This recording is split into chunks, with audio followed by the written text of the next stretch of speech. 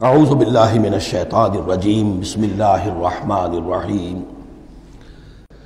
الطلاق مرتان فامساک بمعروف او تسریح باحسان صدق اللہ العظیم۔ پچھلی نشست میں جو مضامین آئے تھے ان میں سے ایک کے بارے میں مجھے احساس ہوا کہ میں نے ایک بات شروع کی تھی لیکن نامکمل رہ گئی۔ آیت الاختلاف کے بارے میں میں نے عرض کیا تھا کہ وحدت ادیان کے فلسفے کا ایک جز صحیح ہے، ایک غلط ہے۔ صحیح جز کی وضاحت تو ہو گئی کہ یہ تمام جتنے بھی دنیا میں مذاہب ہیں اور دین ہیں یہ سب اسی دین حق سے نکلی ہوئی شاخیں ہیں۔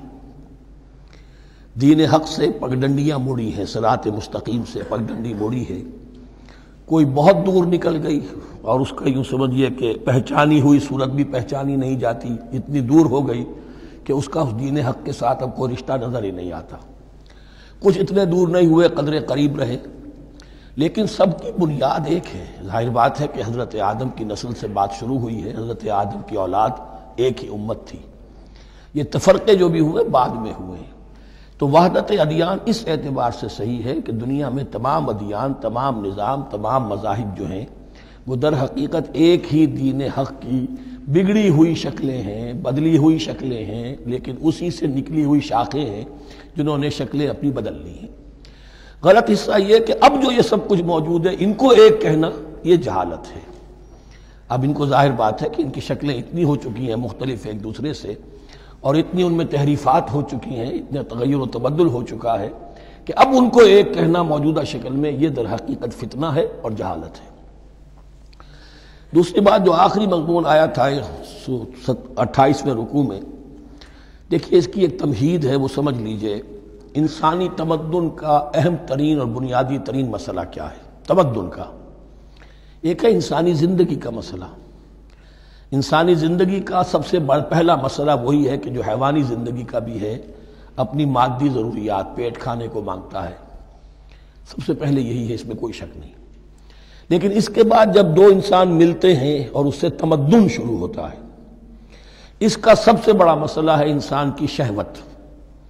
اللہ نے دو جنسیں بنا دی ہیں، مرد ہیں، عورت ہیں، اور ان دونوں کے درمیان تعلق سے نسل آگے چلتی ہے۔ اب اس معاملے کو کیسے ہارنس کیا جائے، کیسے منظم کیا جائے، یہ جذبہ بہت پوٹنٹ ہے۔ جو فرائڈ نے کہا ہے، بس وہ یوں سمجھیے کہ ذرا زیادہ مرچ مسالہ لگا دیا، ورنہ اس میں کوئی شک نہیں کہ یہ بہت ہی پوٹنٹ جذبہ ہے انسان کا۔ انسٹنکٹ جو ہے، سیکس کا انسٹنکٹ، وہ بہت مضبوط ہے، بہت قوی ہے۔ لیکن جو شے جتنی قوی ہو اتنا ہی اسے پھر، جو گھوڑا جتنا منہ زور ہو اتنا ہی اس کو لگام دینا جو ہے وہ آسان نہیں ہوتا، اس کے لیے پھر مشقت کرنی پڑتی ہے۔ تو اب اگر تو اس سیکس کو اوپن کر دیا جاتا، کھلا سیکس، فری سیکس، آج کل یہ لفظ استعمال ہوتا ہے، فری سیکس، کیوس ہوتا، تمدن میں فساد ہو جاتا۔ اس کے لیے شادی کا معاملہ کہ ایک عورت کا ایک مرد کے ساتھ رشتہ رہے، سب کو معلوم ہو کہ یہ اس کی بیوی ہے، یہ اس کا شوہر ہے، تاکہ اس طریقے سے نسب کا معاملہ بھی چلے اور ایک خاندانی ادارہ وجود میں آئے۔ ورنہ تو خاندانی ادارہ بس کیسے وجود میں آئے گا؟ فری سیکس میں تو خاندانی ادارہ وجود میں آ ہی نہیں سکتا۔ تو شادی کا، نکاح کا یہ رشتہ جو ہے یہ اللہ تعالیٰ نے اختیار کیا اور یہ انسانوں کو سکھایا۔ اب اس میں مرد اور عورت کیا بالکل برابر ہیں؟ اس سے بڑی حماقت کوئی نہیں، اس لیے کہ کسی بھی ادارے کے دو برابر کے سربراہ نہیں ہو سکتے۔ اتنی موٹی بات ہے کہ اگر آپ کسی ایک محکمے کے دو ڈائریکٹر بنا دیں، بات غلط ہو جائے گی، خراب ہو جائے گی۔ ایک ڈائریکٹر، مینیجنگ ڈائریکٹر، دوسرے 10 ڈائریکٹر بنا دیجیے آپ، لیکن اوپر ایک ہوگا، جنرل مینیجر ایک ہوگا، ڈپٹی مینیجر 10 رکھ دیجیے۔ ہر ادارے میں اگر نظم قائم کرنا ہے تو ایک اوپر ٹاپ پر ہونا چاہیے۔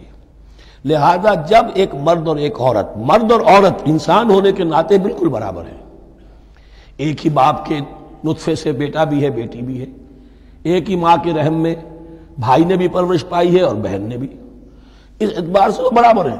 شرف انسانیت میں، نوع انسانی کی حیثیت سے، human dignity and honour, they share both equally, absolutely equally. لیکن جب ایک مرد اور ایک عورت مل کر خاندان کے بنیاد رکھتے ہیں تو اب یہ برابر نہیں رہے۔ جیسے انسان سب برابر ہیں، لیکن چپڑاسی اور افسر برابر نہیں ہے، اس کے کچھ اور اختیارات ہیں، اس کے کچھ اور اختیارات ہیں، اس کے کچھ اور فرائض ہیں، اس کے کچھ اور فرائض ہیں۔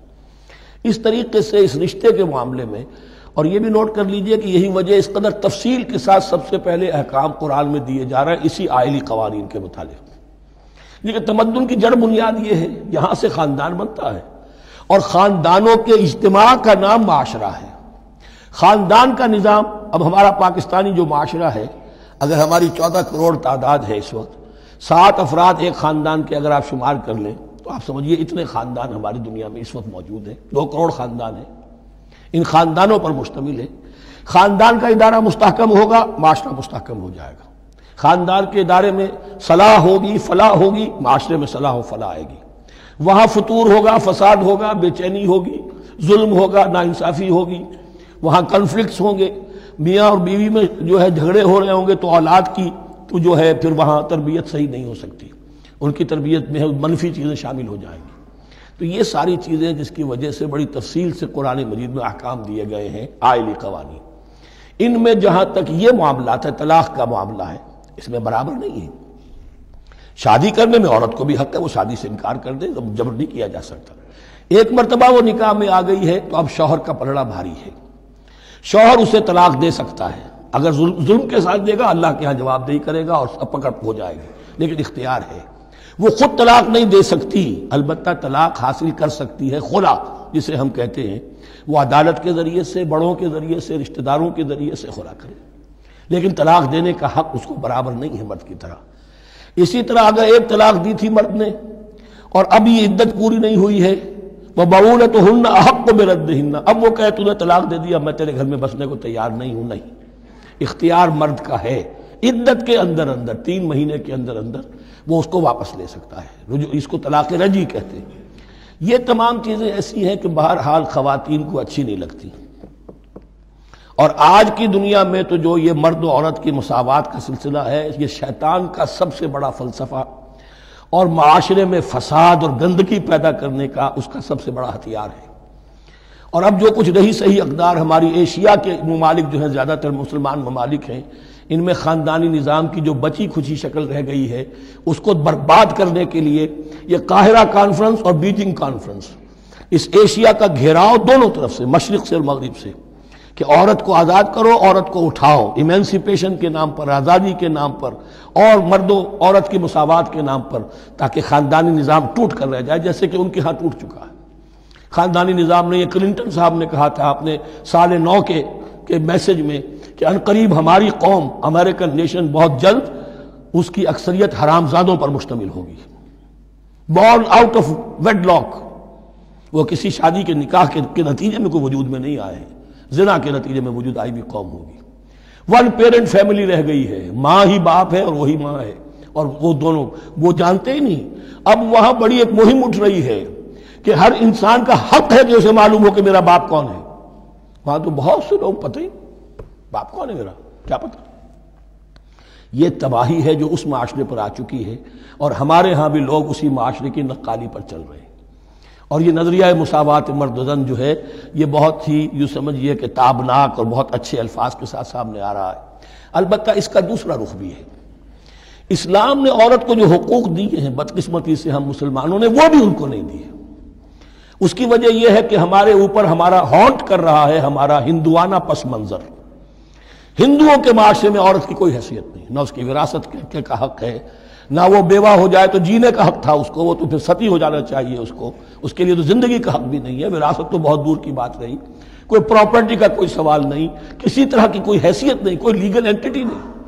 لیکن ہم مسلمان تو ہو گئے، ہمارے آباء و اجداد، تربیت ہوئی نہیں، لہذا ہمارے اوپر وہی تصورات ہیں، عورت کو جو ہے پاؤں کی جوتی کی طرح سمجھنا۔